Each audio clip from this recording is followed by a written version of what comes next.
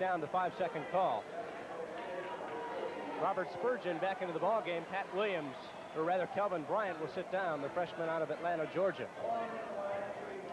9:09 left in this first half of action. The score 19-18. Jacksonville State up by 1 in this quarterfinal game. Pat Williams at the line. He missed, and Harold McAdams really cleared it away. SEMO played very aggressively. All the marbles are on the table here for both of these ball clubs. Jacksonville State in the zone.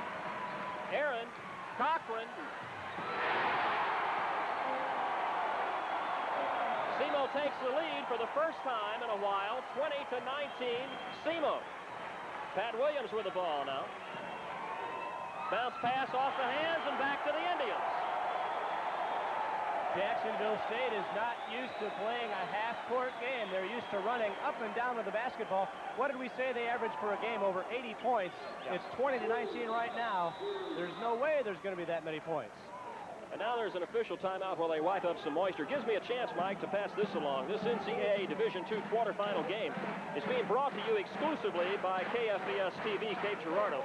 Any rebroadcast or other descriptions of this game without the express written consent of KFBS TV and NCAA Productions is strictly prohibited. Any rebroadcast of that event.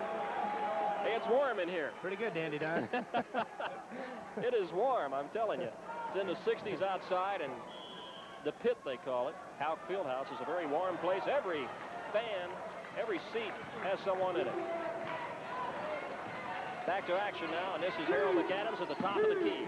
Hall's going to shoot. Rankin has it, and the ball's still in play. Aaron with the ball again. Senior puts it up. No good. And a foul call, blocking foul on Jacksonville State. And it's going to be on Robert Spurgeon. His first. Any offense Butch Hall can give the Indians is a big plus. Chris Aaron has got to start hitting that outside shot, but he did well there. He drew the foul. We'll see it on the replay here. Chris will take it inside. Spurgeon will try to set his feet, but he doesn't quite get there in time. They both go down, but the foul was on Spurgeon. Aaron 1 and 1, and he makes it.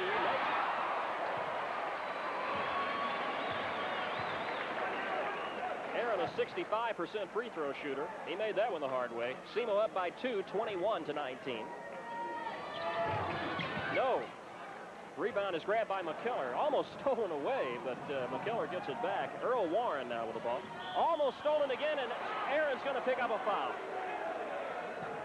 That's his third, so Chris is probably going to have to sit down for the rest of the first half. Interesting who he'll bring in now. You'd think Ronnie Armstrong, but it's going to be Eddie Hart instead, defensive specialist. Bring in Eddie Hart, and he's good also on the fast break. It's a 21-19 Southeast Missouri State lead. And the Indians have outscored Jacksonville State the last 7 points. They trailed 19-14. They've scored 7 straight points. Melvin Allen is at the free throw line for Jacksonville State. 1 and 1. No. They've really turned around their free throw percentage here. 21-19, SEMO up by 2. Chance to increase it here. Jacksonville State in a zone.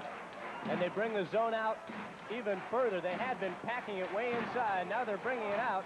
And now the Indians are going to run some offense and try to score. Mike, it is very important for the Indians to keep the lead in a game and play the defense they want. Coach Shoemate does not like to play a zone. Here is Rankin.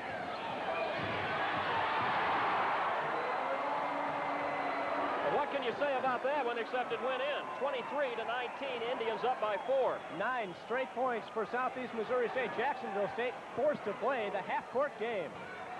Eddie Hart is all over Melvin Allen. Allen to Warren. The Indian defense is really moving around right now. Allen drives a baseline and a foul called on Harold McAdams. Eddie Hart is going to be called for that one. Eddie didn't quite shuffle his feet enough and cut off the baseline. You never want to give a guy the baseline on that play. And Eddie got caught that time. Well, you knew something was going to happen the way that defense was moving out there. Either they was going to get a turnover or be called for a foul. Coach Shoemate looking over his team and making some defensive adjustments. The worst thing he can do is give an offensive player the baseline, because that just gives him an alley right to the basket. Tony Jones is going to check into the ball game here for SEMO. Tony Jones coming in, and he'll replace Ronnie Rankin. Rankin playing with 3 fouls out there. And the Indians are without Rankin and Ellis on the floor right now.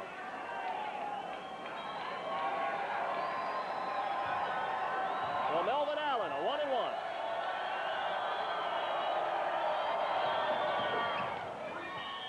That'll quiet the crowd down. Melvin Allen makes the first, and he'll get another. It's 23-20 now.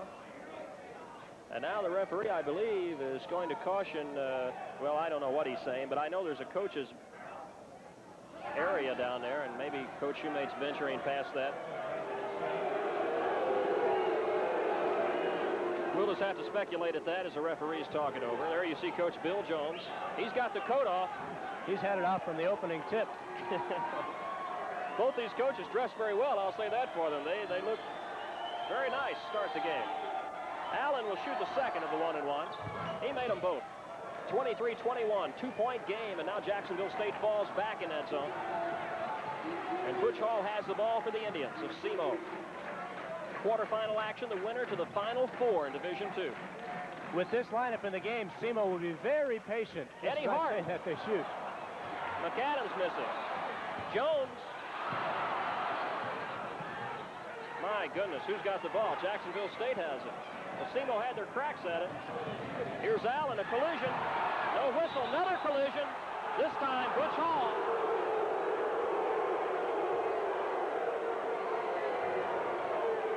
That's 3 on Butch Hall. I think this is Oscar night.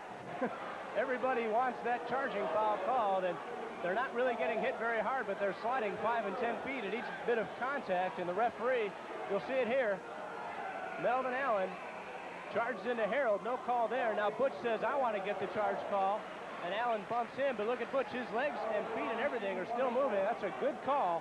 3 fouls on Butch Hall. Michael Morris forced back into the game, and Melvin Allen at the free throw line with another 1-on-1 opportunity could tie up the game with 6:45 left to go in the first half. So the Indians have 2 players with 3 fouls now, in Butch Hall and Ronnie Rankin. 6:45, as you mentioned, left to play. We are live from Houck Fieldhouse, and we do want to mention that the Kentucky-Nevada-Las Vegas game will be seen following this ball game live. We are not preempting the Kentucky ball game. Allen, 1-and-1.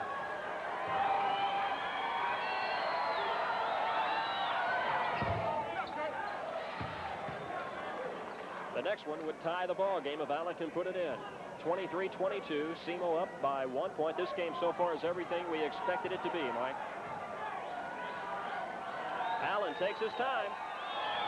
He missed. Tony Jones gives it over to Michael Morris, and the freshman from Charleston, Missouri, brings it across. Oh, and a foul called on SEMO, Tony Jones. It was the freshman Kelvin Bryant hitting the deck down there, and Tony Jones has whistled for the foul. Coach Ron Shoemate does not like the call at all. Tony went flying through the lane, trying to get down to his baseline position, and he hammered right into, was it McKellar who's going to go to the free throw line? It should be Bryant. It should be the freshman, right. Kelvin Bryant. And Bryant will go to the free throw line. That's 3 now on Tony Jones. Rankin with 3, Ellis with 3, and Butch Hall with 3.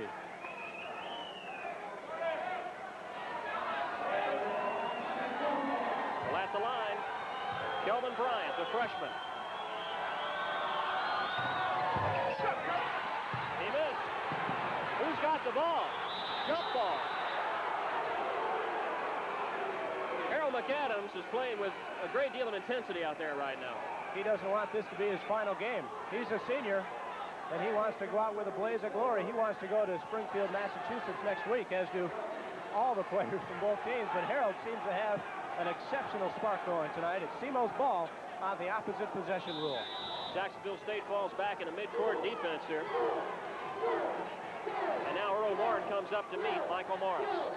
SEMO up by 1 point. 6:26 left to play. First half of action. I'm Randy Ray. Mike Trout is alongside. Hope you're enjoying the live telecast from Houck Fieldhouse this afternoon. Chris Edwards is into the game now for Southeast Missouri. He can shoot it from anywhere on the court and shoot it well. Edwards has the ball right now, number 34. Now he goes to Morris. Edwards is a pure shooter, no doubt about that. Coach Shoemate looking for that outside shot that really has been missing from the Indian attack. Morris in trouble, and he traveled.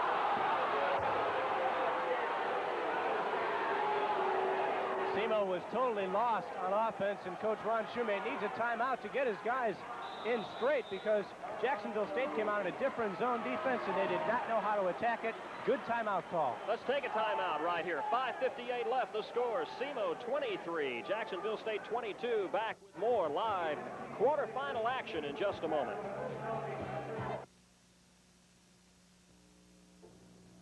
Competition is tough today, especially in the new car business. So many makes and models to choose from that it can be confusing. Most dealers think that it still takes the gimmick of old sales techniques to be competitive. But through the years, we've learned that most people want a good product at a fair price and good service after the sale.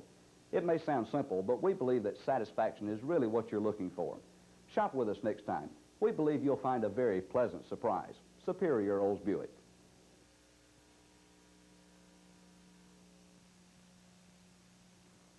Jacksonville State University, proud of its great athletic tradition, also boasts one of the top academic schools in the Southeast. JSU students receive quality education at one of the least expensive universities in the nation. State-supported and coeducational, Jacksonville State offers 45 majors within 9 colleges to its 7,000 students. Located in northeast Alabama between Birmingham and Atlanta, JSU is small enough to make its students feel at home, yet large enough to handle their every need. That's why Jacksonville State University is called the friendliest campus in the South. House in Cape Girardeau, Missouri. The score, Southeast Missouri State 23, Jacksonville State 22, with 5:58 left to play. Here's the score from another game today, Division I game. Halftime score now, Oklahoma beating the Missouri Valley Conference School. Back to action here at Houck now. McKellar with the ball. He's in trouble. He gets it away. Warren drives, puts it up, no good. And SEMO comes away with the ball now. Morris drives right lane, shoots. And away we go with the other side now.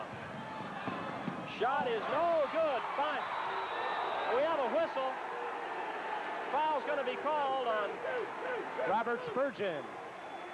And Kurt Cochran go to the other end and shoot free throws. Boy, the action is hot and heavy. Spurgeon picked up his second personal foul.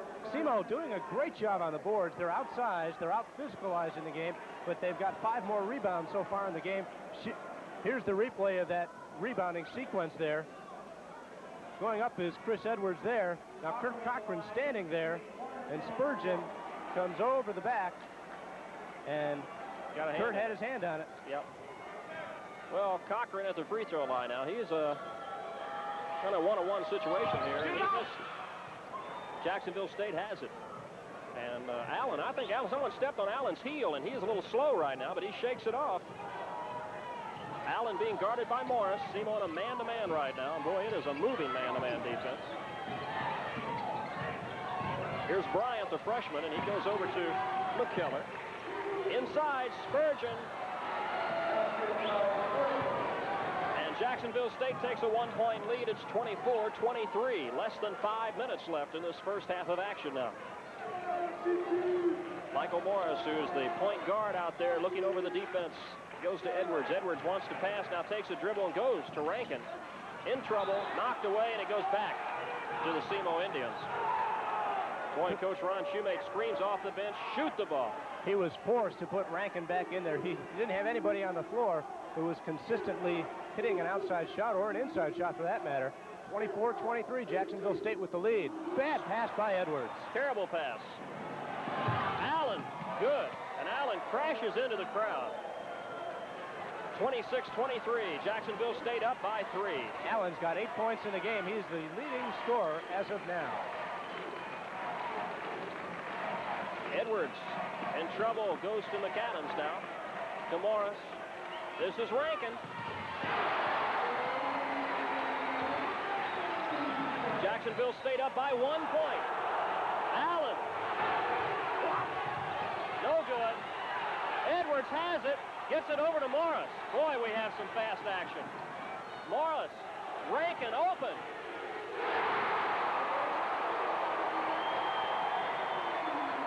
SEMO up by 1 point, 27-26. Rankin has 12 points in the game. Knocked away. SEMO has it. Morris is fouled. Well, I have to admire the play of Earl Warren. He had to to foul Morris, and he did it in such a way as to prevent injury. Let's see it on the replay here. Michael Morris, there's the reach in by Warren, and he did it nicely. He fouled him, knew he had to, and Michael Morris, when we come back to action, will go to the free throw line and shoot a couple of free throws. I believe we'll keep it here with 3:46 left to play. 27-26. There is a timeout on the floor. The timeout was called by Jacksonville State. Mike, I want to mention quickly the timeout situation as you see the waves start to generate around Houck Fieldhouse. There are extra timeouts for TV, but each coach gets 4 in the game. Right. And some coaches play it differently, of course, but both of these coaches said last night they're not going to let TV timeouts influence their style. No, you can't let a game that is being televised dictate to how you play, because if a team runs off 10 straight points, you need a timeout. You can't wait for that 15-minute mark or the 10-minute mark to call the timeout. The Indians just ran out 4 straight points and Ronnie Rankin was the basis of those points. The shooting percentages are starting to climb a little bit. SEMO now 12 of 35 for just close to 50%, 48%, still out-rebounding Jacksonville State by 6. And Jacksonville State has only made 7 field goals in the game, but they have made a ton of free throws, which has kept them in the game. It's a one-pointer. SEMO leads it by 1, 27-26. This game has been tight throughout. I think there's only been a 5-point spread. Jacksonville State had it at one time. Mike, for Southeast Missouri State to play their game, I'll say it again, they want to get about a 5-7-point lead and then really dictate what type of defense they play against. But it has not been that type of game. Neither team has been able to get a comfortable margin. When Jacksonville State is running, and we've seen it, they are an excellent basketball team. They ran off 7 straight points against the Indians. When it gets down to that half-court game, the Indians are great too, and they lead it by 1 now with Morris at the free throw line shooting a couple.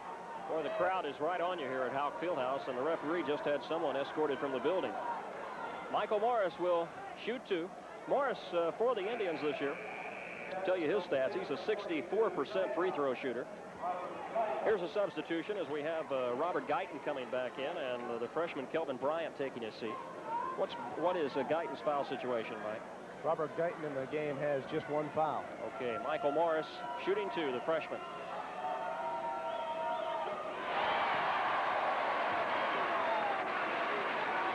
(28-26). SEMO up by 2, 3:46, and now Ronnie Rankin falls back for the Indians around the mid-court line to prevent a fast basket. Morris made them both. SEMO falls back in their defense now, and they're going to a zone. First time in the game, I believe, Mike. It's a matchup zone again. Here's Earl Warren. Allen, and now over to Spurgeon. Allen takes a dribble, looks for someone. Across court, Warren is open.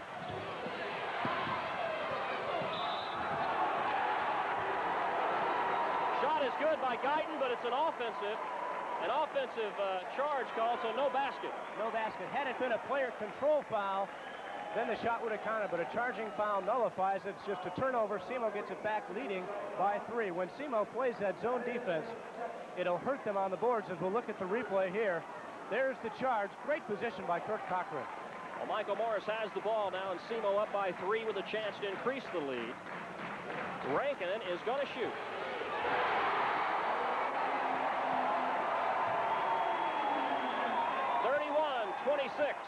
Rankin, 5-point lead. Rankin with 14 in the game now. Here's where SEMO gets very tough on their home floor when they're up by 5 to 7 points. Almost stolen away. Inside, open. Shot is good by McKellar. And now as they try to inbounds, and a quick foul is going to be called on Warren, and that is his 3rd foul. Earl Warren went for a quick steal, and he was whistled for a foul, his 3rd one in the ball game. And he's a senior guard for Jacksonville State, and Coach Bill Jones looks at his assistant and says, how many? He says 3, and he waves someone in. The one thing that the Indians have done successfully in the game is taken Jacksonville out of their pressure defense. They have to back off. That was a costly foul. He made that foul 95 feet away from the basket, the worst possible spot that you can make a foul. Especially when you pick up your 3rd one. That's absolutely for certain. Pat Williams enters the game for Jacksonville State. He replaces Earl Warren. 2:48 left to play, first half, and again it's Michael Morris who just made 2 free throws a few seconds ago. He missed those, missed the first one, and did not get a second one, of course. 31-28, SEMO up by 3. Big basket here for Jacksonville State if they can make it. SEMO in that zone defense. It takes away from their rebounding because Rankin has to come outside and guard people. Allen goes to Williams. Now on the other side, it is Spurgeon with the ball. He's going to shoot. Air ball. Morris pulls it up with 2:20 left. Rankin.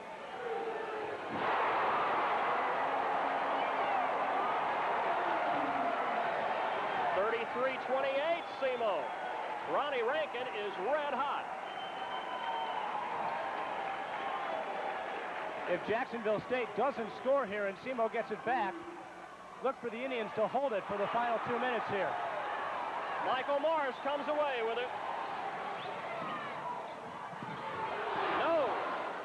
Michael Morris took it all the way, coast to coast, and couldn't put it in.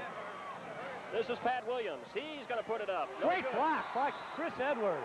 And a foul call, and it's going to be on Pat Williams. I believe. No, my mistake. It's going to be on, yes, it is Pat Williams, so that is his third foul. What a great block by Chris Edwards on that driving shot. The Indians are running the basketball, and you wouldn't think that plays into their favor right now, but Jacksonville State is shooting such a poor percentage from the field. Go ahead and run the basketball and see what happens for a while. You're up by 5. Bottom line in this game, too, Mike, Jacksonville State averaging over 80 points a game, and we're looking at about a 30-point halftime here. That's 20 points under about what they would average now if it comes out to be that. Here's a substitution for Jacksonville State. It is Brett Jones. He's a 6'2 senior coming in. And Ronnie Rankin checks out for the Indians, and replacing Ronnie Rankin, Ron Armstrong. Ron Armstrong into the game.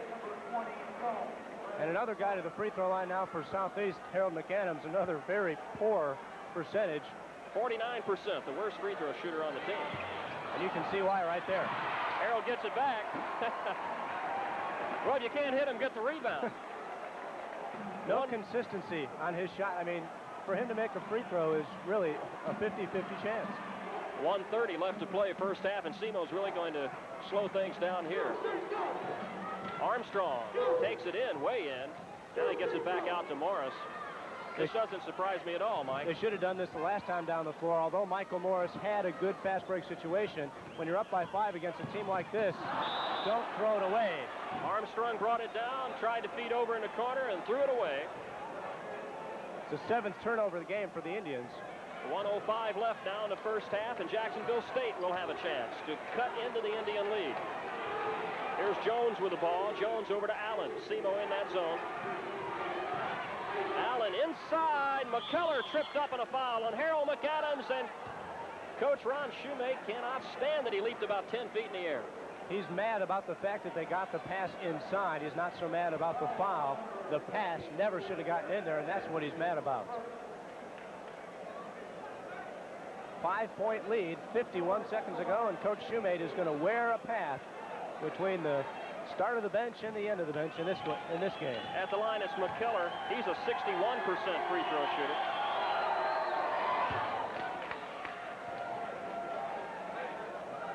McKellar's got 9 points now in the game. Looking to break into double figures. 33-29, he can make it a 3-point game. Jones has it knocked away. SEMO has the ball. Morris dribbles. I know he's in trouble.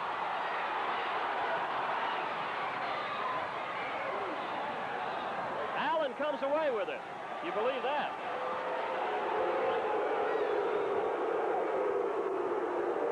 Inside, McKellar knocked away. Jones gets it back, and now Allen has it.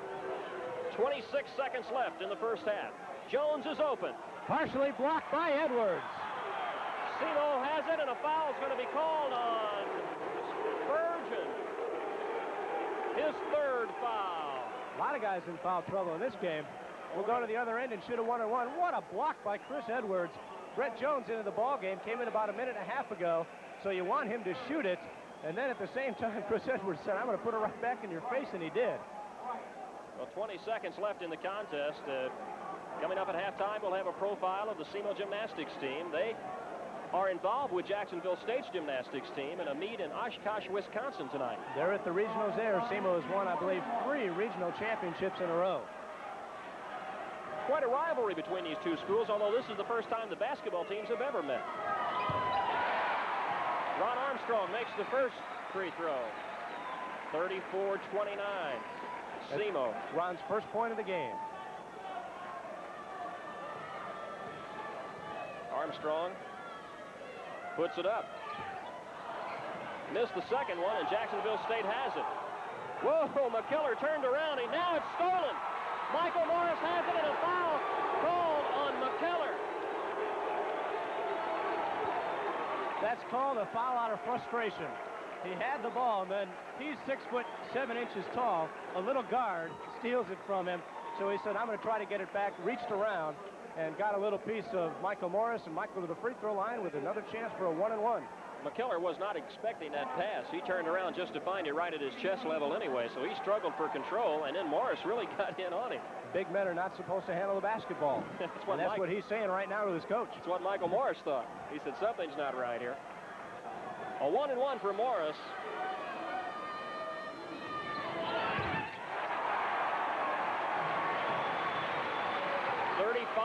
to 29. SEMO up by 6. The biggest lead of the ball game so far.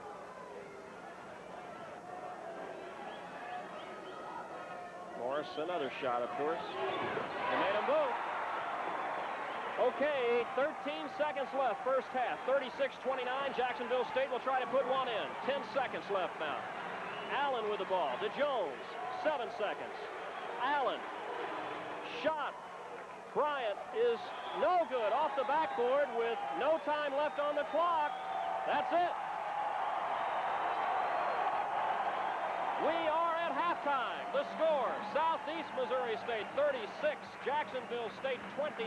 Back with the halftime stats and the halftime show in just a moment.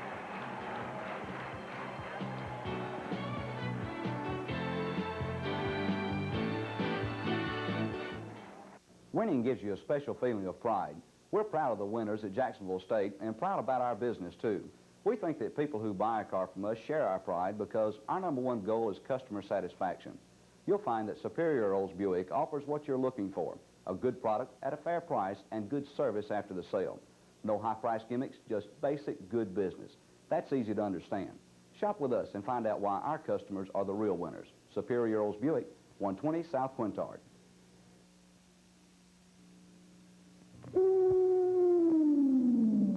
9 out of 10 business failures are caused by a lack of knowledge. You can get the help you need to succeed at Jacksonville State University's Small Business Development Center. Visit our consultants and receive expert help in management, marketing, and advertising. Take advantage of our expertise through workshops and seminars. Don't become a statistic. You and the SBDC, Partners in Progress for Business Growth.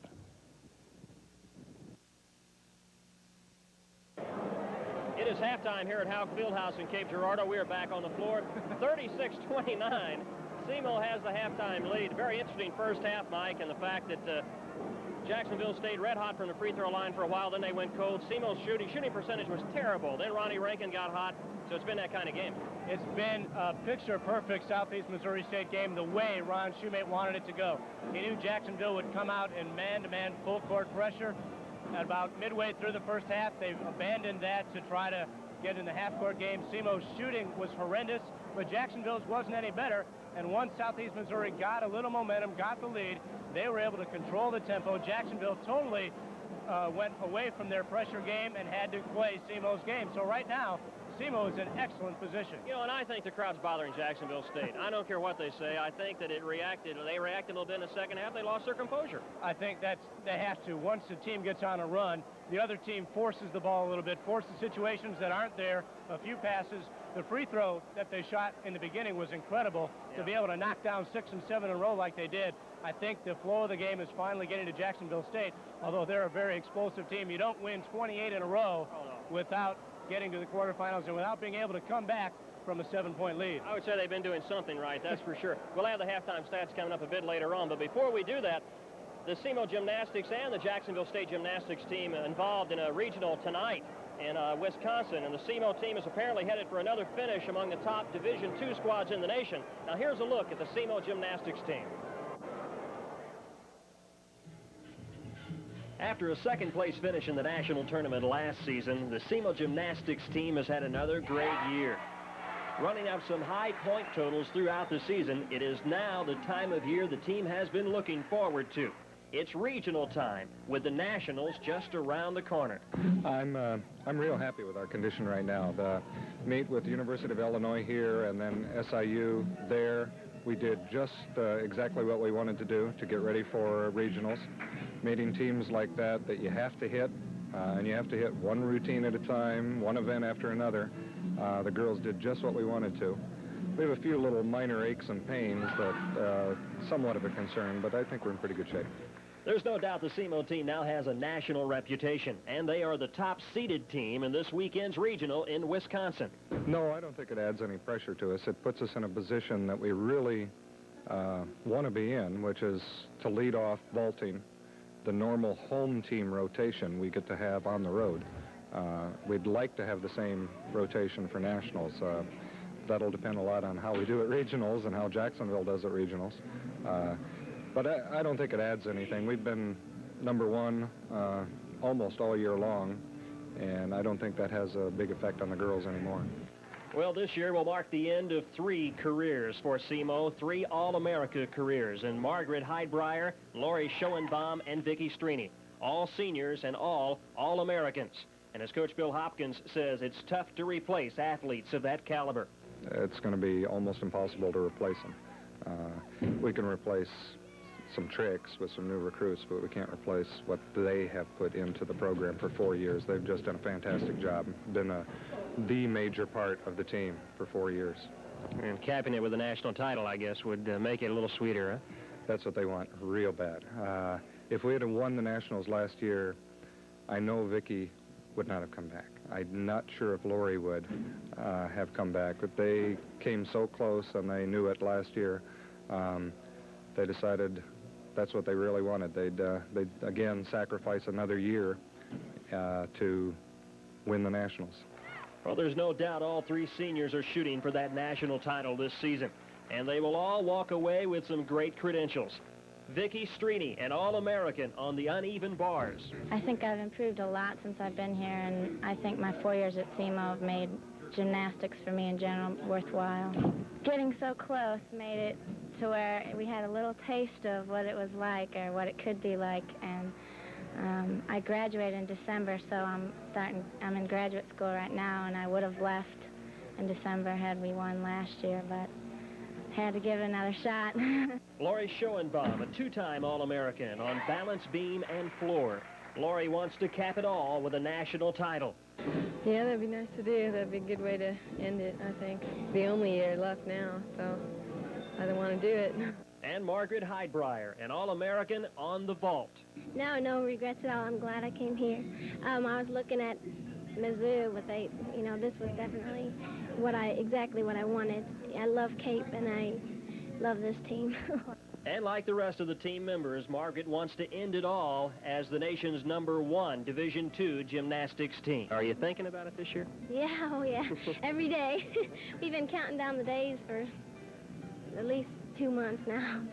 So we can assume if you win the national title, when you walk off the floor, you'll be a happy person. Yeah, definitely. I'll be happy and sad at the same time, because I know it'll be my last time ever competing, but that'll be a good way to go out.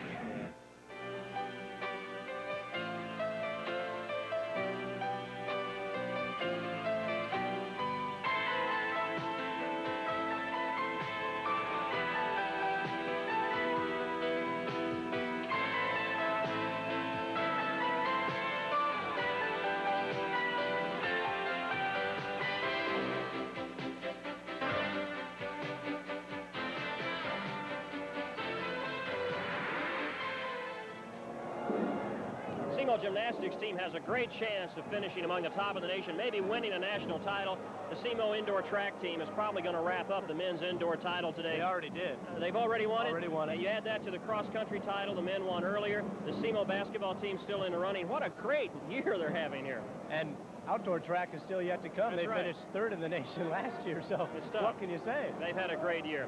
Now, when we return, we'll hear from an individual who is in charge of helping to raise some funds for SEMO University. You'll be talking to Dr. Bob Foster's SEMO Foundation. So stay with us. We'll be back with more halftime information and the stats coming up in just a moment.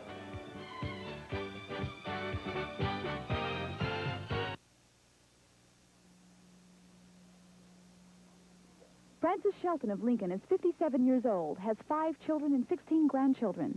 She's also a freshman at Jacksonville State University. I'm working on a degree in art, and I plan on opening a gallery in Lincoln. JSU gives me the know-how to make my dream come true. Education expands your horizons, no matter what your age. Jacksonville State University, the friendliest campus in the South.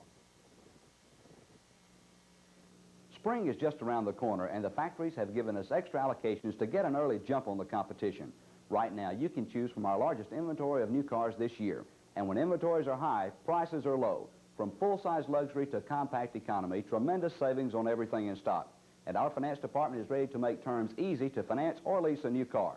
So now could be your best time ever. Don't miss out on the opportunity to choose the car you want at the biggest discounts this year. It's happening now at Superior Olds Buick. We're back. It's halftime, 36-29, Southeast Missouri State leading Jacksonville State in the quarterfinal game. With me is Dr. Robert Foster, an executive vice president from Southeast Missouri State, and he is in charge of one of the newest foundation programs, I guess, in the country, 2 years old.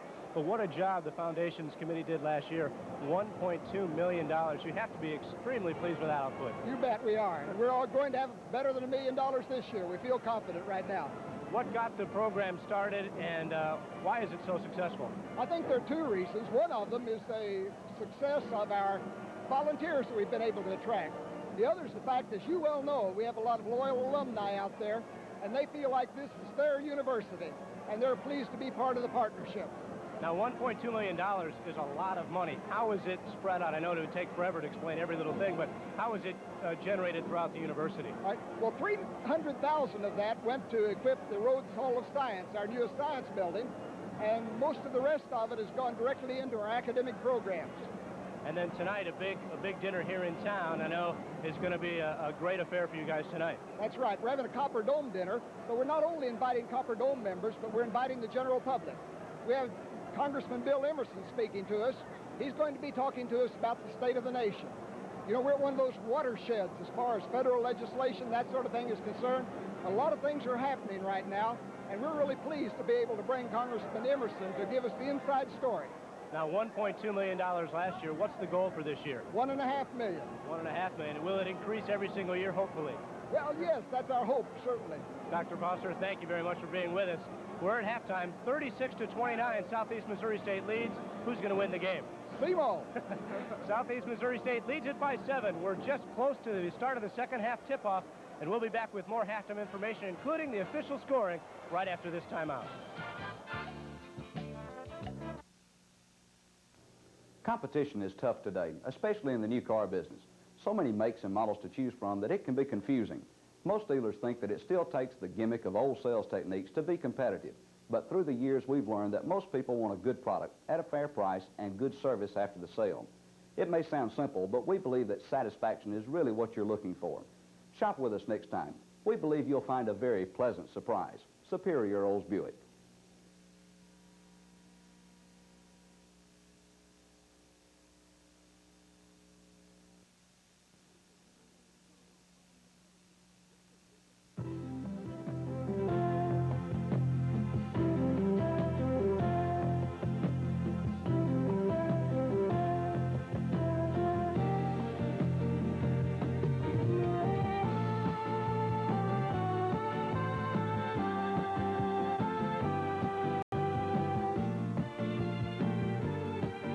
We know more, so you'll know more. The TV40 News Team, the professional edge. WJSU Television, Anniston, Gadsden.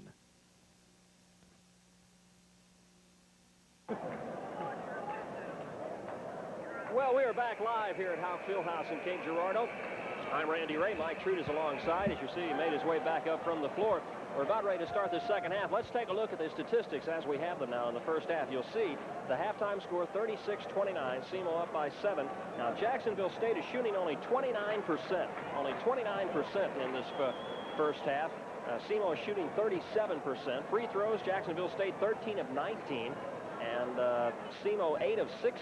That's how we stand on that. Only 29%. Unbelievable poor shooting from the field for Jacksonville State. Rebounds, 35-26, SEMO has the advantage. And let's take a look now at the foul situation. Look at all the players with 3 fouls. My goodness. Ellis, Aaron, Hall, Jones all with 3.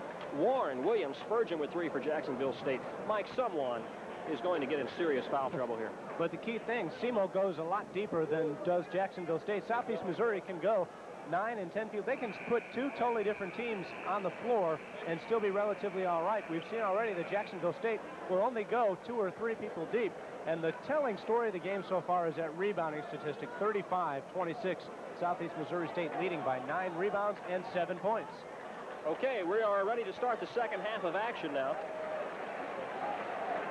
You know, I think the halftime was maybe 5 minutes shorter than what everybody had planned for, but nonetheless, they're going to go ahead and start this second half. 36-29, SEMO with a 7-point lead. Jacksonville State will get the ball to open up the second half on the alternate possession rule also. And again, Mike, we'll say it's a setup. Jacksonville State was averaging over 80 points a game. Right now they have 29 at halftime because of that 29% field goal shooting. You have to feel as a team as average, they're shooting 53%, so they are capable of doing much better. Well, here we go. Ball game is underway in the second half now, and that's Allen with the ball for Jacksonville State. We have Allen and Warren, the guards. And there's a foul right away. No, 5 seconds called on Jacksonville State. They did not penetrate. They did not penetrate with offense, and how about that turnover? And what a big thing for SEMO to get a bucket here and go up by 9 right at the outset of the second half. Unbelievable. Aaron is in the backcourt all alone. Now Butch Hall helps him out. Ronnie Rankin.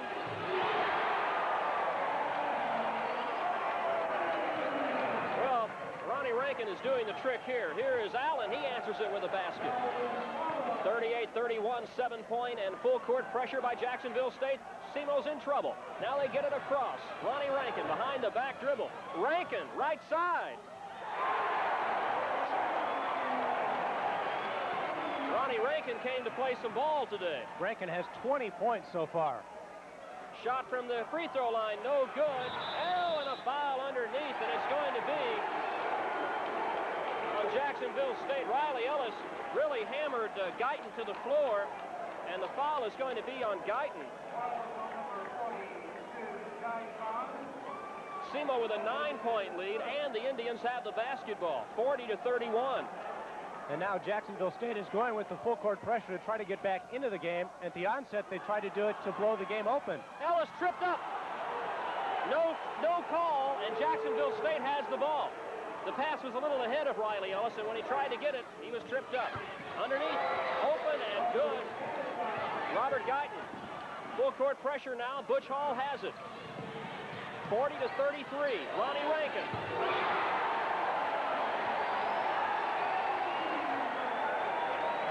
(42-33). SEMO putting on some pressure. Now they fall back. Earl Warren being guarded out there by Chris Aaron. Man-to-man inside. Knocked away. Harold McAdams cut off the inside pass. And you know Coach Shoemate talked about that at halftime. He certainly did. They do not want him to get it inside at all. And Harold, as we said earlier, just playing like he's playing his last game ever. Like he's possessed. Here is Warren. Nowhere to go. Now Allen. Warren against the SEMO zone right now. This is Allen. He drives it and puts it up. No, but a follow-up is good by McKellar. Nice follow-up scores for Jacksonville State. Full court pressure now by the Gamecocks. Indians across the ball, across the midcourt with the ball. Rankin on that right side. 42-35 Indians. The winner goes to the NCAA Division II Final Four. Rankin.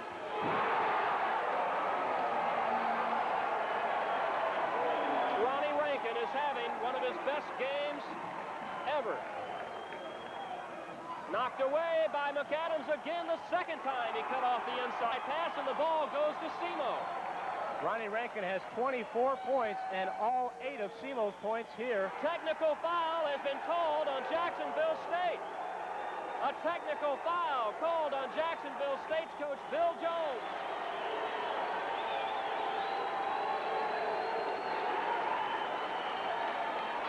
And I tell you one thing, SEMO's crowd didn't need that at all. Well, guess who's going to shoot the free throws? Ronnie Rankin. an 83% free throw shooter. He'll shoot 2 free throws because of the technical.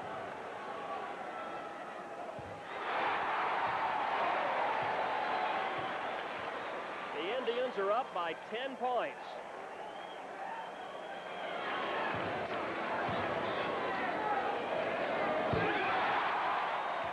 There you see Coach Jones. The technical called on the bench gives the Indians 2 points out the free throws. Ronnie Rankin has scored all 10 points in the second half for the Indians. He is hot.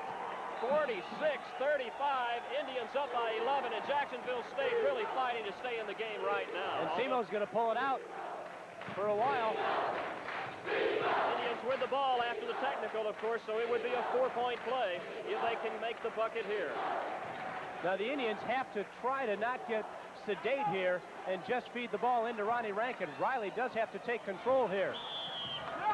Ellis missed. A tip in by McAdams is no good, and a foul called on Jacksonville State. It's on McKellar, and he can't believe it. That is his 3rd foul. And the Indians will get the ball underneath their own basket. Up by 11, a chance to stretch it to 13 points. Ellis was open but did not shoot from that distance. Rankin.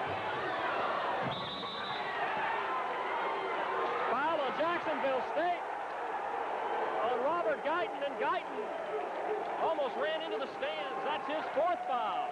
Coach Bill Jones can't believe it for Jacksonville State.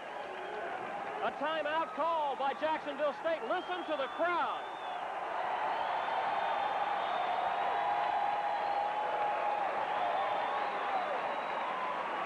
Let's take a timeout. 46-35. SEMO over Jacksonville State. We'll be back with more NCAA quarterfinal action in a moment.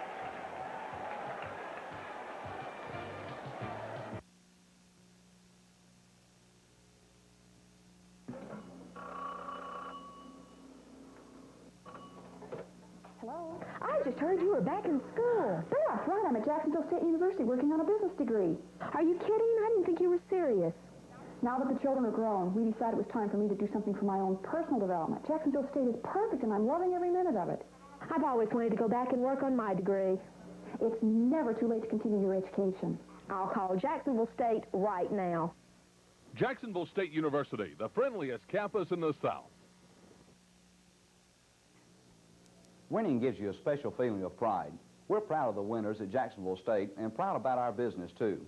We think that people who buy a car from us share our pride because our #1 goal is customer satisfaction. You'll find that Superior Olds Buick offers what you're looking for, a good product at a fair price and good service after the sale. No high-price gimmicks, just basic good business. That's easy to understand. Shop with us and find out why our customers are the real winners. Superior Olds Buick, 120 South Quintard. Live at Houck Fieldhouse in Cape Girardeau, where the Southeast Missouri State Indians lead the Jacksonville State Gamecocks 46-35. Mike True, the Indians have an 11-point lead. They are on their home floor. They are 17-19 away from going to the Final Four. They should not lose this game right now unless they really, just totally fall apart. Jacksonville State is not playing this game. Look at that. McAdams missed it. And then he fouled over the back. Again, a silly foul. You missed the bunny, you feel bad. So you try to get it back in a hurry, and he didn't. He got the foul. That really hurt. Would have been a 13-point lead on an easy layup. And you know, they talked about that during the huddle. They had it figured out, and he missed the chip shot, and it really hurt. 46-35 now. Jacksonville State will try to get some momentum going in this game. Here's Spurgeon with the ball. He's in trouble. Now he bounces inside. McKellar fakes, goes up, missed. Follow-up. Warren, good. 46-37. Full court pressure, the Indians handle it. Butch Hall feeds off. McAdams.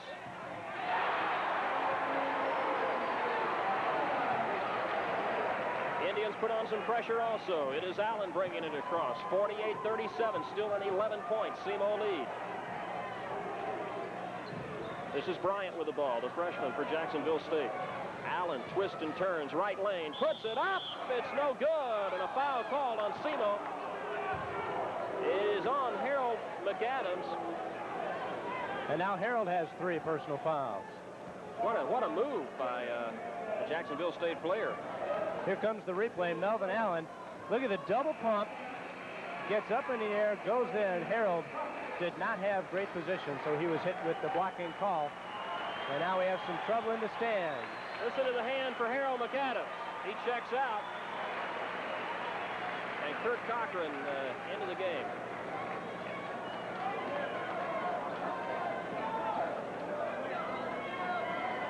Well, we're making floor. We have a mobile floor camera, and they want the camera away from the free throw line, apparently at the request of the Jacksonville State bench. So at the line is Allen. Melvin Allen, a 78% free throw shooter. He's the Gamecocks' leading free throw percentage shooter.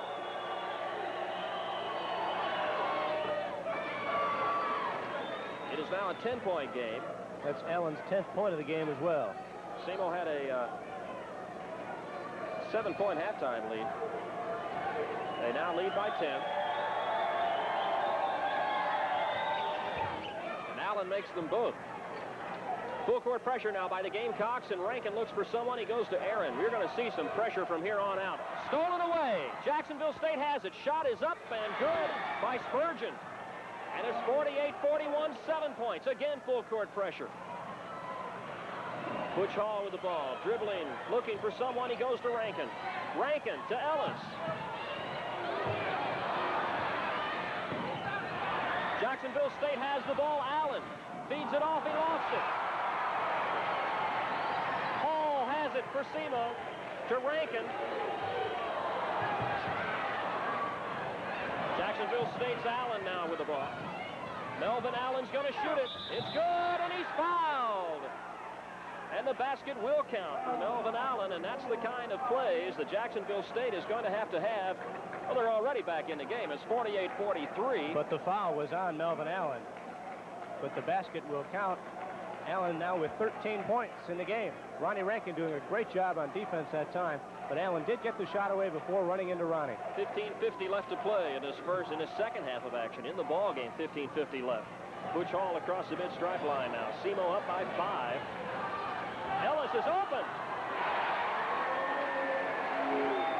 Well, McKellar fell down, but he did not draw the foul, and that left Riley Ellis open, and he made the easy shot. His first 2 points since early on in the first half. He has 8 in the ball game now. SEMO up by 7. There's a whistle and a foul on Jacksonville State. It's going to be on Kelvin Bryant, his 3rd foul, and we have a flock of players with 3 fouls on both teams. 15:25 left to go in the game.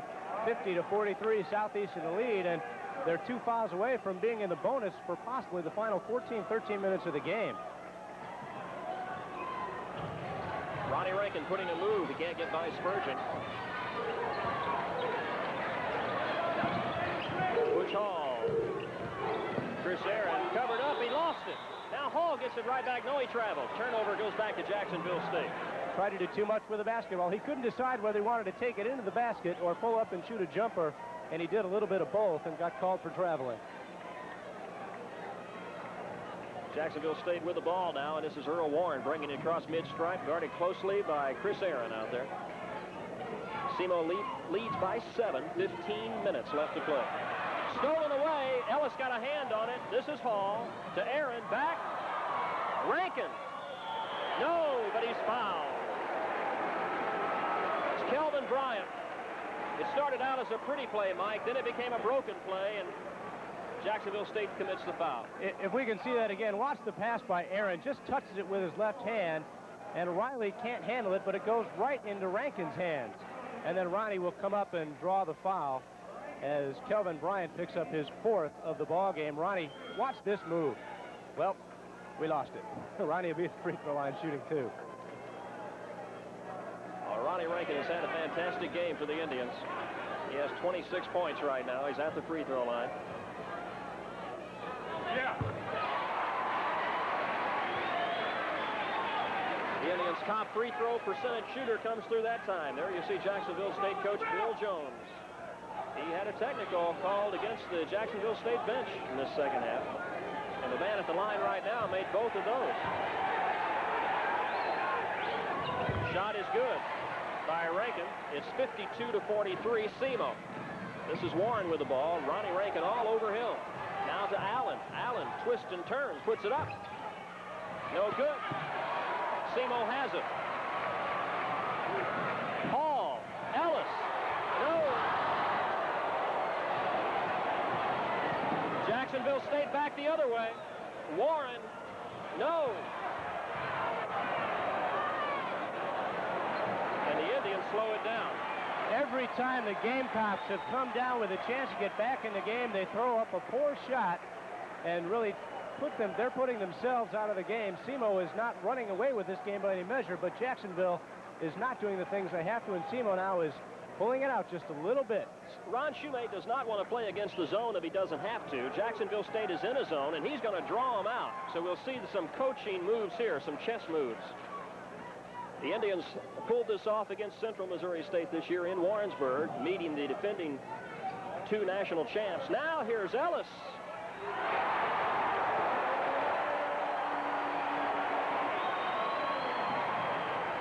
.44-43, SEMO. And a foul away from the action. I think it's on Chris Aaron. Hold off. That'll be his 4th foul if it's true. And it is going to be on Chris Aaron, his 4th. But the Indians have only committed 3 fouls here in the second half, so they're in no danger at all as far as the penalty goes. Aaron, though, 1 more and he's out. Jacksonville State with the ball now. Here is Allen on the right side of the key. 13:30 left to play in this contest. The winner to the Final Four. Inside, he threw it away. He wanted to get that ball inside to Spurgeon, and Spurgeon did not pick up on it, and it was a turnover by Jacksonville State. It's their 5th already here in the second half. 5 turnovers already. Aaron checks out of the ball game. Michael Morris into the ball game for SEMO now. We have Hall, Morris. Rankin will toss it in. Cochran is on the floor along with Ellis. There's a long pass. And Butch Hall picks it off. Now watch them sit on it with 2 point guards in the game. They're not going to do a thing. Well, this is where SEMO's at their best, and the crowd knows it. The bottom line is Hall. No. Jacksonville State has it. 54-43. Here, Jacksonville State's Allen. No good. McKellar, yes. Keith McKellar scores, and it's 54-45. Full court pressure knocked away, and it goes back to SEMO. Jacksonville has to get this pressure on to try to get back in the game. They're not going to do it in a half-court situation. 12:53 left to play. Rankin gets it into Ellis now. And now the freshman from Charleston, Michael Morris, still in the backcourt. Rankin brings it across. 54-45, the winner to the Final Four next weekend in Springfield, Massachusetts. Riley Ellis wants the basketball inside, but Rankin says, I'll do it out here, thank you. He missed. Ellis.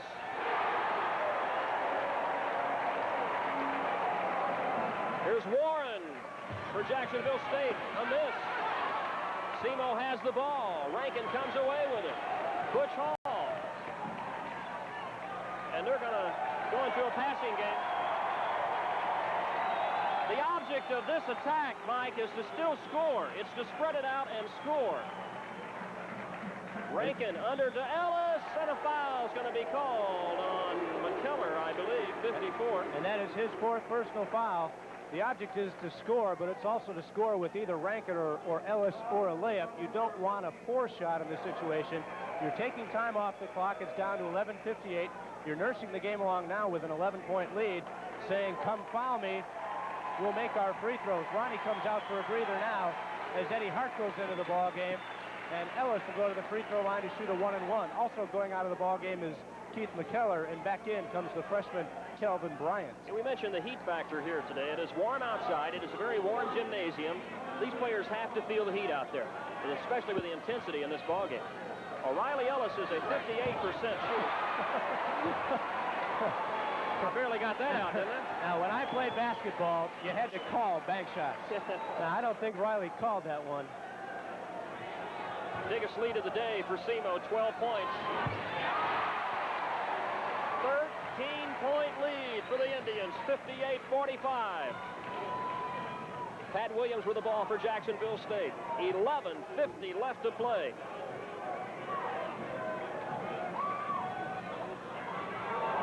Spurgeon bumps. Now Warren shoots. Good, and a foul's called. And that'll give Jacksonville State a chance for a three-point play. That was on Michael Morris. It's his second personal foul of the game. He reached in at the worst possible time. He reached in just as Warren was going to the basket and then took it away, so Warren had a clear shot to the basket. He'd already committed the foul. He made the layup with a chance for a three-point play. Warren now has 8 points in the game, going for number 9.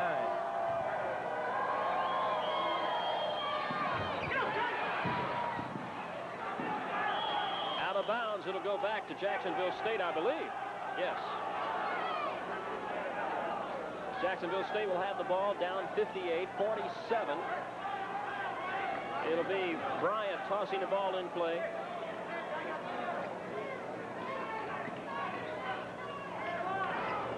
SEMO in his own defense now. Melvin Allen loops it over to Pat Williams. He's going to shoot. Williams hits from the outside. 58-49. Michael Morris in the backcourt, being guarded closely. Morris still in the backcourt. Now he gets it across to Butch Hall. Hall knocked away. Jacksonville State has it. Warren, Allen with the ball. Shoots, it's good. An official timeout as they wipe some moisture from the floor, and Jacksonville State keeps creeping back into this ball game. It's 58-51, SEMO with the lead now by 7. They're never out of it, not with their explosiveness, and he's got to get Rankin back into the game as soon as he can. And that's going to be right now. Ronnie Rankin enters the game, and out of the ball game, Eddie Hart. Eddie didn't do anything wrong. He didn't get a chance to do anything at all. So SEMO has played poorly for the last 2 minutes. Well, Rankin has 3 fouls, and he caught his breather, and he's in there now. I hope he caught his breather. Rankin gets it back now. Over to Morris. Morris in that backcourt, gets it across to Ellis. Barely. He bounced it across to him. And now Hall has it with 10:55 left. Butch Hall is going to pull it out just a bit here. Ellis looks for someone. Now Cochran in that right corner. Kirk can hit that shot, but I think right now he's a little tentative about taking it. This is a close game. They're giving him that shot, but they know that he probably is not going to shoot it. Look at Michael Morris. He says, come on out here, guys. Somebody's got to come get him. Yeah. Well, SEMO with the 7-point lead, trying to use the clock to their advantage. 10:23. This is a scoring offense. I'll repeat that again. This is not a delay. It is a scoring offense. They're trying to spread it out and find the man underneath. The Indians can do this for 10 minutes, folks, without committing a turnover. Morris and Butch Hall are that good at handling the basketball. How long will Jacksonville State stay back? Now they go to the man-to-man. SEMO brings it in. Butch Hall in trouble. To Rankin now. Ronnie Rankin being guarded by Allen. Inside, Ellis, and a foul called, I believe. Beautiful pass inside. Spurgeon going to get called for the personal foul. That is his 4th. He's in foul trouble now. Here's the replay of it now. A fantastic pass inside. Well, we missed it again, folks. Nevertheless, Riley to go to the free throw line to shoot a 1-and-1. And Coach Shoemate yells out 2-2 on the defense. We'll find out what that means next trip down the floor. 58-51, a 1-point lead, a 7-point lead. An 8-point lead now. 59-51. Riley Ellis now with 15. He had only 6 at the end of the first half. The next one rims out, no good. Jacksonville State with the ball. This is Pat Williams bringing it across the mid-stripe now. Jacksonville State in a situation where they really need to score down the floor. They cannot afford a lot of turnovers at this stage. Earl Warren drives the baseline, puts it up. Good. 59-53. Almost stolen away, but a foul's called on Jacksonville State. And let's see, I believe it's on... well, it must be on Warren. Earl Warren picks up the foul. That's his 4th. They have 3 of their starters with 4 personals now. Well, the Indians are in a situation where they really need to hit their free throws and control this ball game. And as long as they hit their free throws, apparently they'll do just that. 59-53, up by the margin, and Riley Ellis.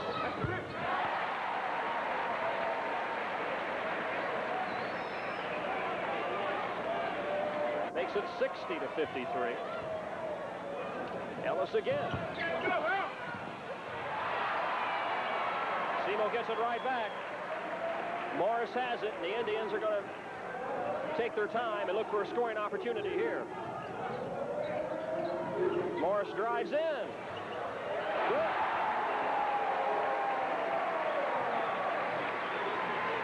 What a beautiful drive by Michael Morris. 62-53. SEMO. And now a foul on Ronnie Rankin, and that is his fourth. That is Rankin's fourth foul in the contest, and boy, that really hurts. Well, they're putting up 3. Can we be wrong on that? We'll have to wait a second.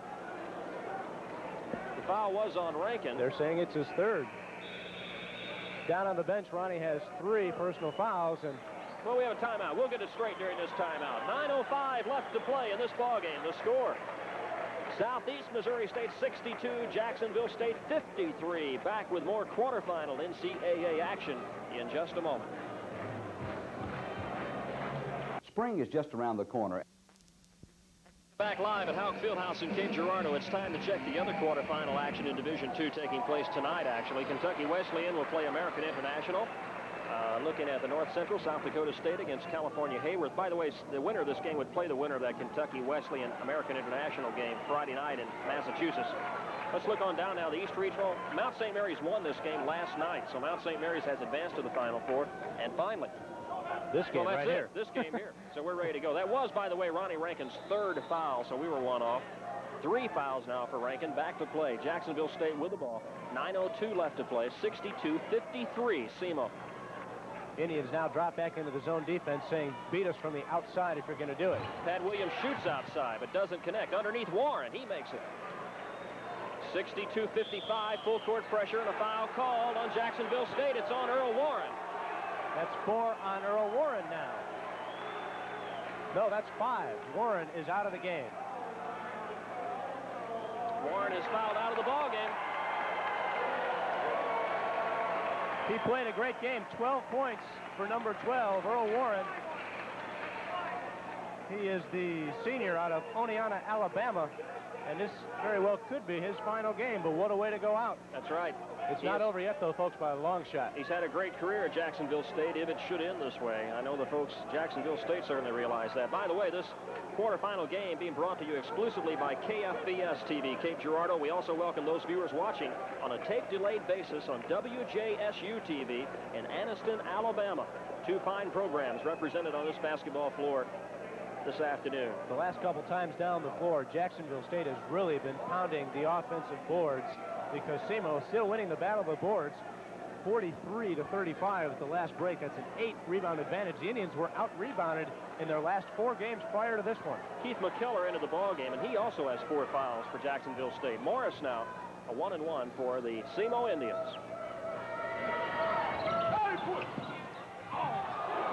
Almost tapped in by Rankin, but it wouldn't fall. Jacksonville State has the ball now. Chance to cut into the Indian lead. It is 62-55. Game certainly not over with 8:35 left to play. No shot, they say. A foul before the shot on Michael Morris. That's his third. So Michael's not in any foul trouble. Chris Aaron now will quickly come back into the game for the Indians. This lead is very deceptive right now. It's 7 points. But the way the flow's been going, SEMO does not have this game in hand by any means. SEMO had a 13-point lead at one time, and it's down to 7 right now. And Jacksonville State, with the basketball, could cut it to 5. That is quite a turnaround. It certainly is not over. The Indians have missed their last 2 1-on-1 opportunities at the free throw line. SEMO in the zone defense now. Jacksonville State with the ball. And here is Allen, Melvin Allen at the top of the key. Loops it over now to Bryant. Bryant takes a dribble. Decides not to shoot.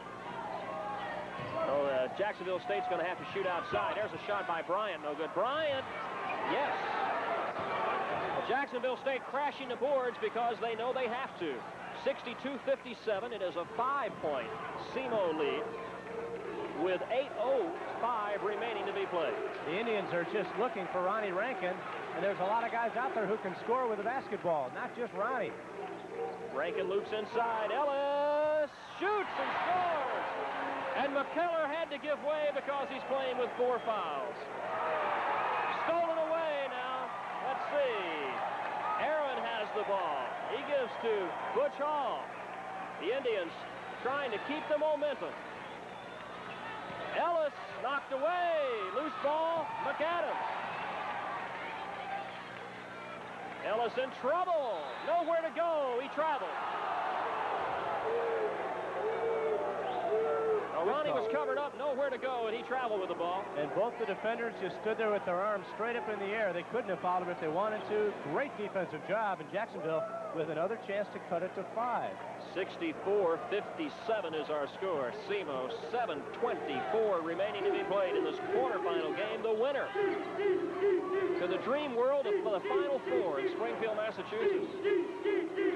Allen being guarded by Hall. Hall hits the deck, but no whistle.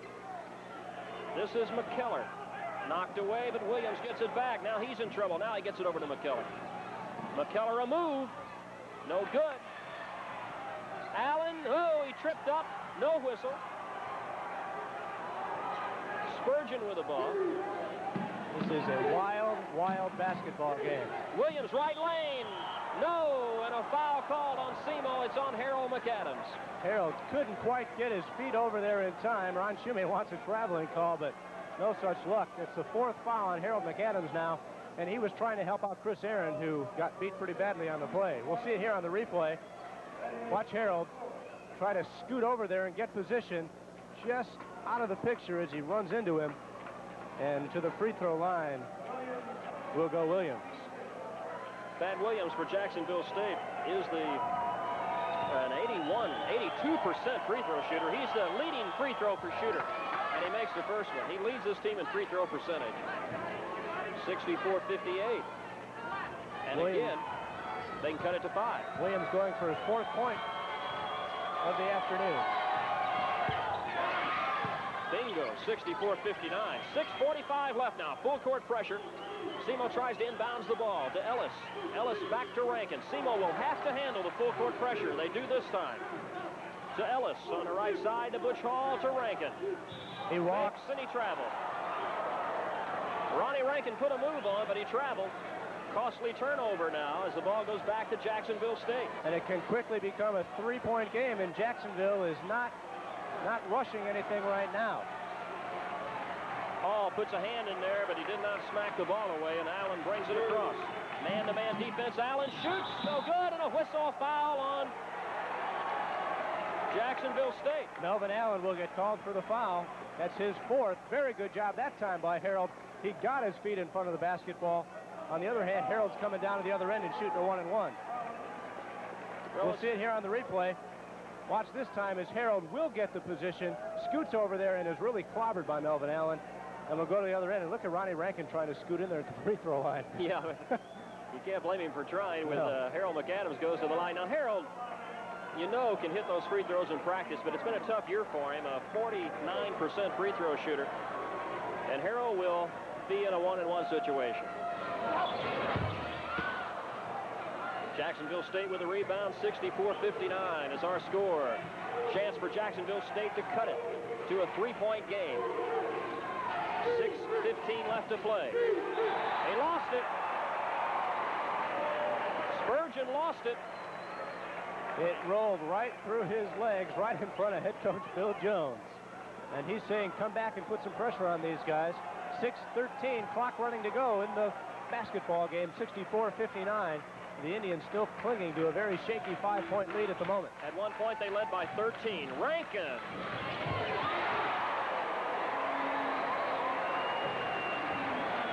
(66-59), Jacksonville State. Rankin now with 30 in the game. Jacksonville State back with the ball. SEMO with the lead, 66-59.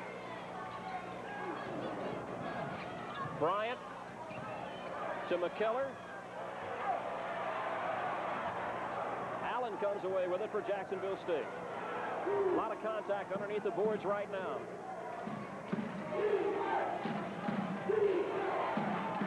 Indians stay in that man-to-man pressure.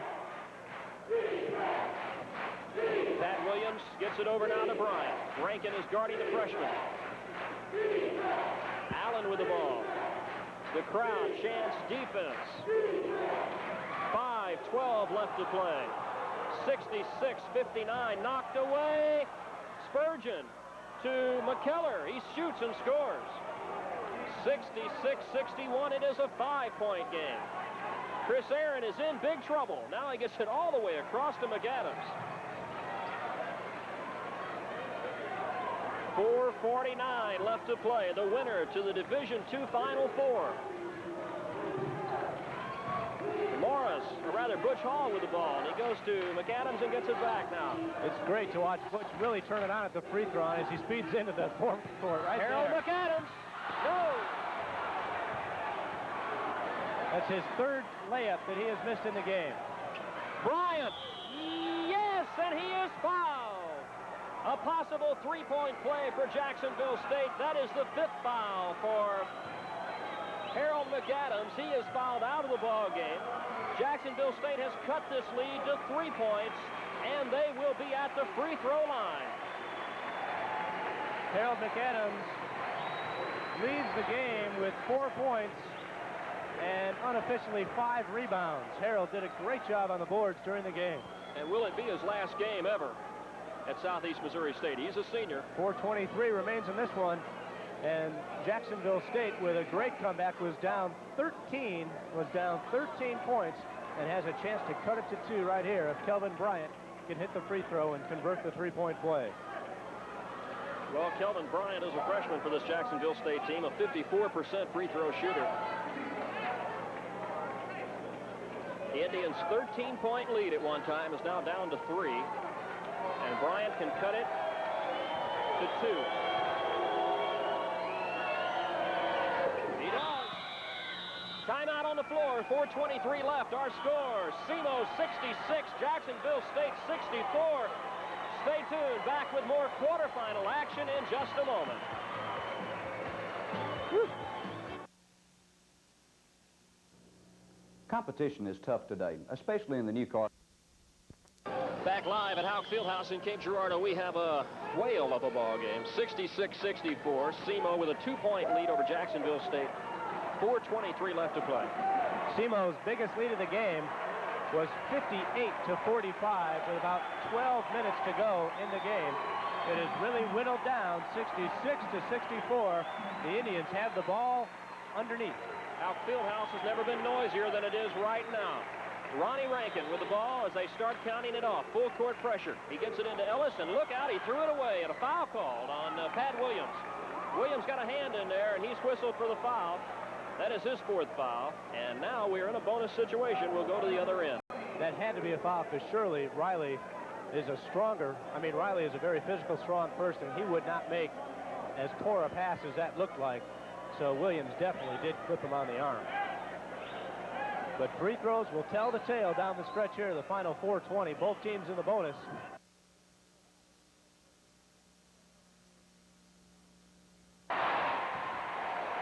Ellis makes the first one. Riley's got 19 points. Well, you either make them now or you think about it all winter long, all summer long, I should say. Ellis hit them both. Coach Shoemate says, come on, let's have some noise. And they are doing it. He has it. 68-64. SEMO up by 4. Bryant in trouble. Now he gets it, and a foul called on Ronnie Rankin, and that is his 4th foul. That'll quiet the crowd down. I'll tell you one thing, the referees have done an excellent job in this game of keeping it under control. They've called it the same for both sides. Very tight, very close. And although Jacksonville State has picked up more personal fouls, they've had to because of the scoring situation in the ballgame. Well, at the free throw line, it'll be Kelvin Bryant, a 54% free throw shooter. No. Cochran gets it away to Chris Aaron, and now to Butch Hall. 4 minutes left. The crowd on their feet. The Indians throw it away. Jacksonville State with a chance to cut it to a 2-point game.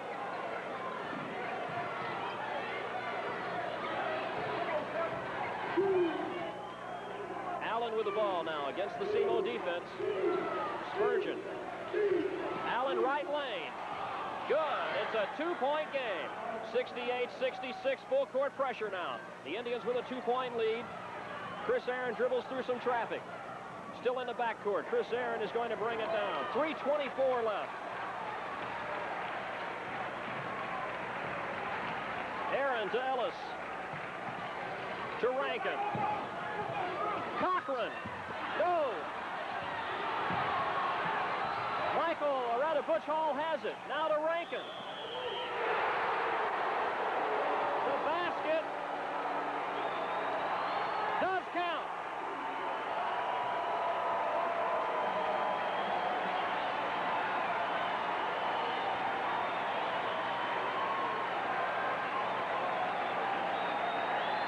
Here's the replay of it. Butch Hall getting the basketball out of all that mess. He finds Ronnie Rankin. Ronnie puts a fake on, goes up with a jump shot, is hammered, and the shot will go in. Rankin will try to shoot the extra point. 32 points.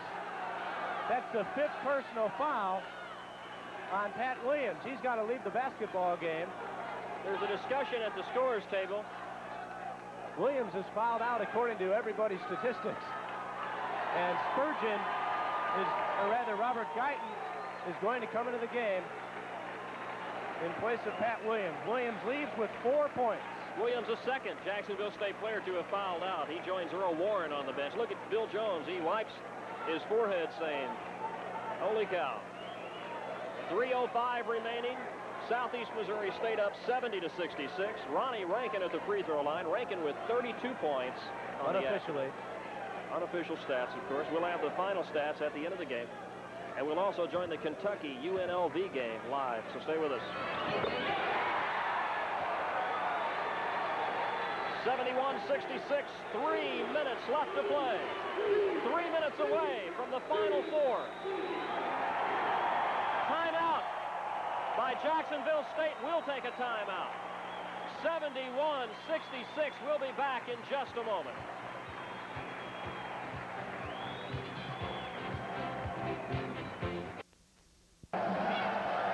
Well, we're not at a beach, but welcome to the Wave. The Wave is going around Houck Fieldhouse. Our score 71-66. Southeast Missouri State, 2:58 left to play in this contest. Shooting percentages, 26 for 61 for SEMO, 43% and 23 out of 58, 40% for Jacksonville State. Back to action now. Jacksonville State with a basketball. Still plenty of time left to play this ball game. 5 minutes left, or rather a 5-point lead with 2:47 left. SEMO now in his zone defense. They're saying beat us from the outside again. They don't want to get the ball inside at all. This is Bryant with the ball now for Jacksonville State. Ronnie Rankin all over Hill, and they have to back it out. Melvin Allen. Allen. No. Shot up and in by Guyton. 71-68, a 3-point game. Butch Hall in the backcourt now for SEMO. 2:19 left to play. And the Indians are going to go to a disciplined offense here. No, Rankin. Ronnie Rankin was open and said, why not? I'll take that shot any day. 73-68 SEMO, 2 minutes left. Rankin Bryant with 35 points. Spurgeon. No. Spurgeon again. Yes. 73-70. It is a 3-point game. 1:44 left to play. Butch Hall to Aaron. 1:35 left to play. Rankin down the middle, feeds off. Ellis. No. Rankin.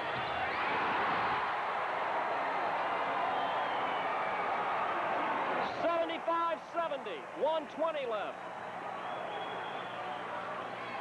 Shot no good by Allen. Who's got it?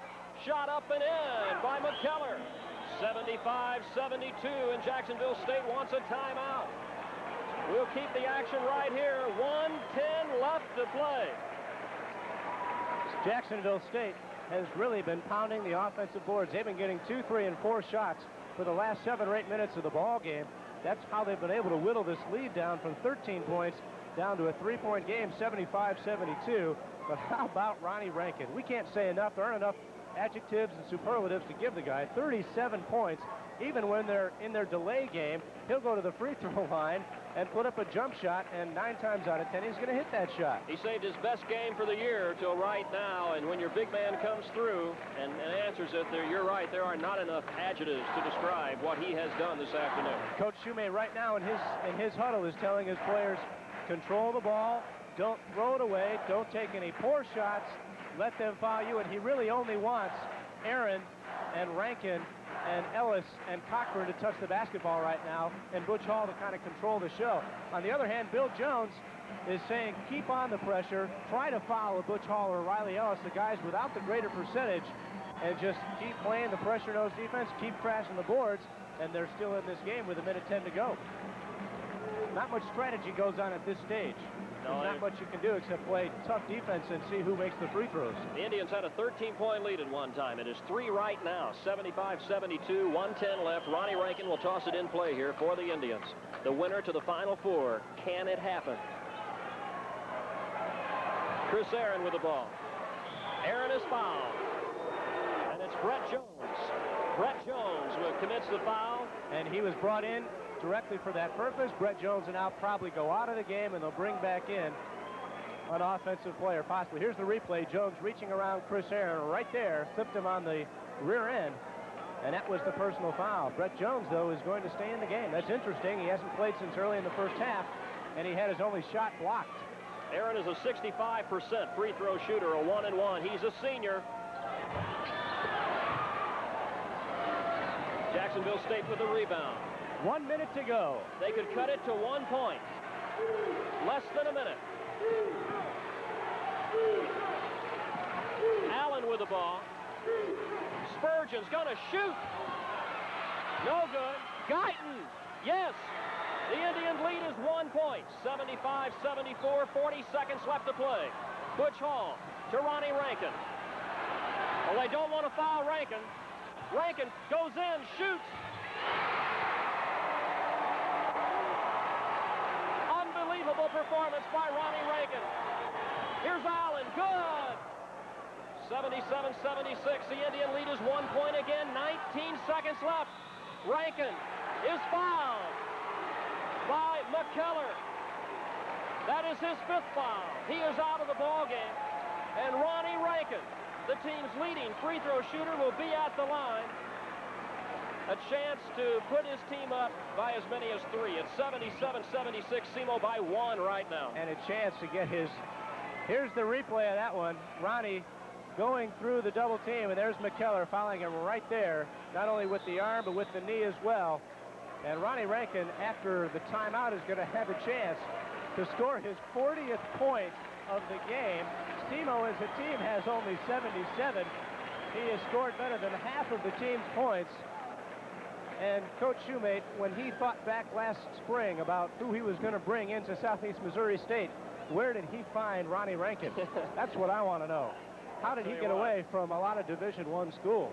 Ronnie Rankin has played some ball this year for the SEMO Indians, and he has played his best game here this afternoon, at least offensively.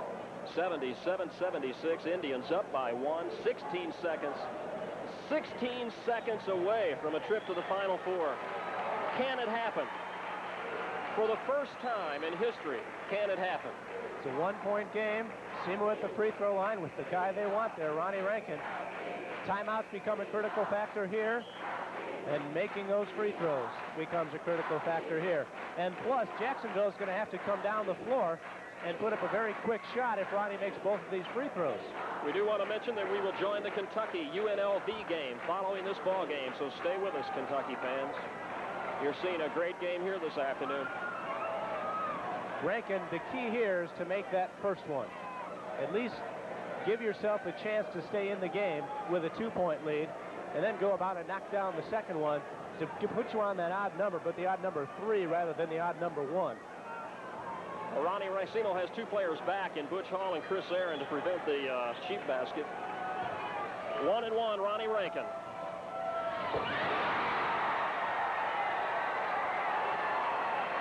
I don't know what to say about Ronnie Rankin. That's 40. That's all you need to say. That's number 40. I can't believe this guy didn't get the most valuable player in the MIAA conference. Three-point lead. 79-76. 15 seconds left. Jacksonville State. Allen shoots. Good. It's a one-point game. 9 seconds left. Full court pressure. Aaron in the backcourt. He is fouled. Two-shot foul. A two-shot foul. Chris Aaron will shoot 2. If we can watch that one on the replay, if they can run it back for us, you'll see why the official called that a two-shot foul, if we can get it. Brett Jones is in the game for that reason alone, to foul people, and we won't be able to bring it to you, but Chris Aaron was coming up the near sideline, and Brett Jones literally tackled him.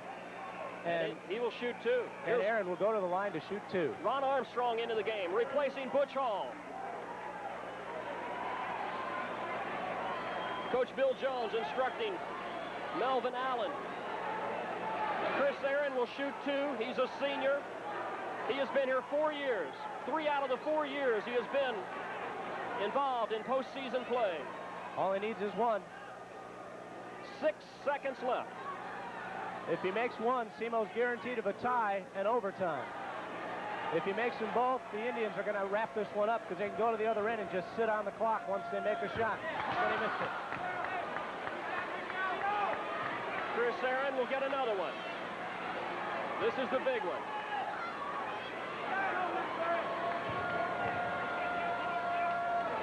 He missed them both. Jacksonville State could win this game. Allen with the ball. 1 second. He shoots. Good! He won the game!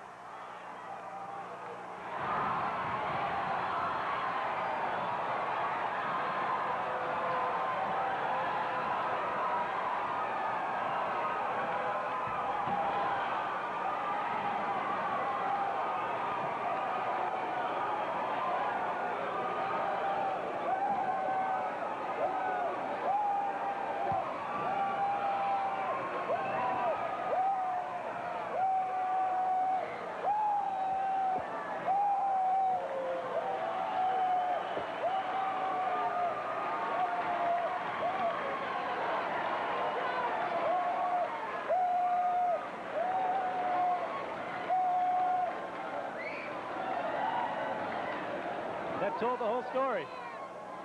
Final, Jacksonville State 80. Southeast Missouri State 79. Melvin Allen came down after Chris Aaron had missed 2 free throws and put the long shot in. I'd call it about a 22-footer, Mike. Nothing but net at the buzzer. No doubt that it was good, no dispute. And just like that, Jacksonville State wins. You can see the celebrating in the background. They're going to the Final Four. Melvin Allen literally single-handedly won this game for Jacksonville State down the stretch. SEMO led it 79-74. Allen hit a jumper and make it 76. He made a jumper and make it 78. And then the one at the end of the ball game from about 30 feet out with 2 Indians all over him. No foul.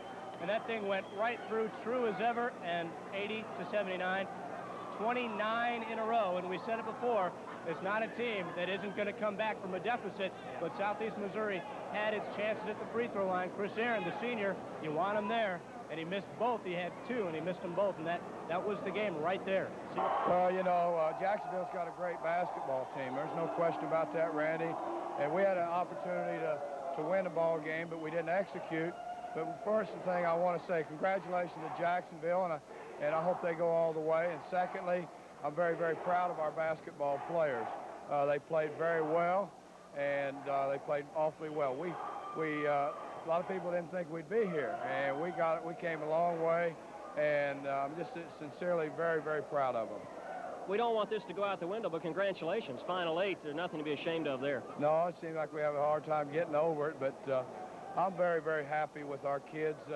Very, very proud of them. You know, Chris Aaron missed some tough shots, but, you know, a lot of people say, hey, that lost the ball game. No, the shots that you miss in the first 10 minutes or first 5 minutes are just as important to the outcome of the last shot. So, you know, we made some mistakes right down the stretch, which happens to a ball club that is basically a new basketball team, which we were, and with the exception of having, say, Chris back.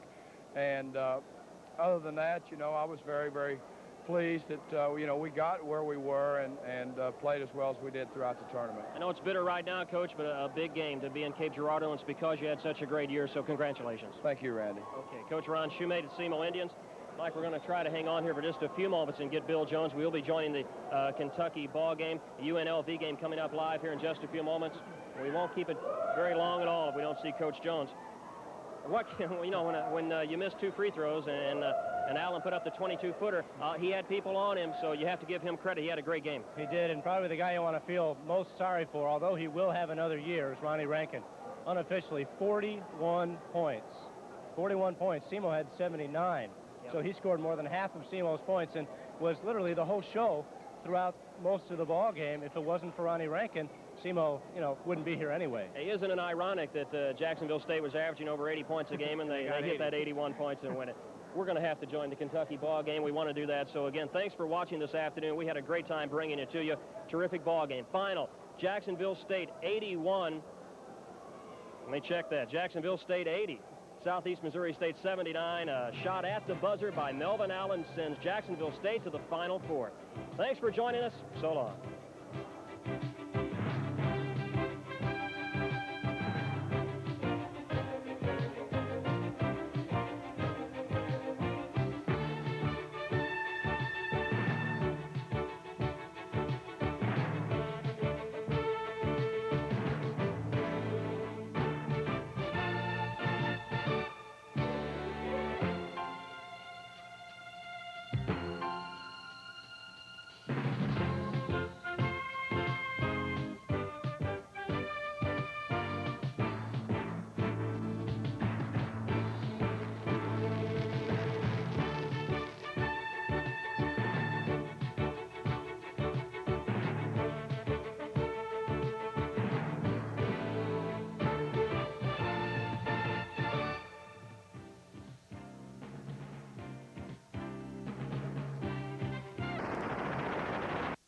Williams, Warren, and also Allen.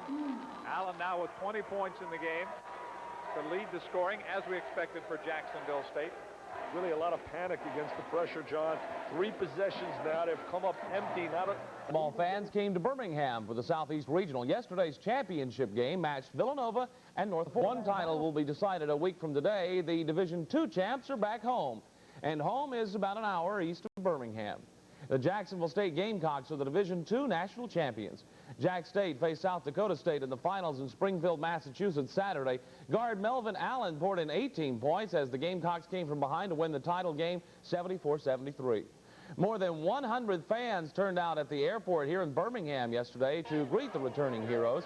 Jack State finished the season 31-1. They lost that one on opening night, winning their last 31 games in a row. I knew we had the talent and everything like that, but as long as we just kept our composure and stayed together as a unit, the talent and everything was there. It was just us going out and playing a hard game. I knew good things was going to happen in this ball club because, you know, they never give up. You know, they work so hard. You know, it's just a unique type of group, you know, and special things happen in special groups like this.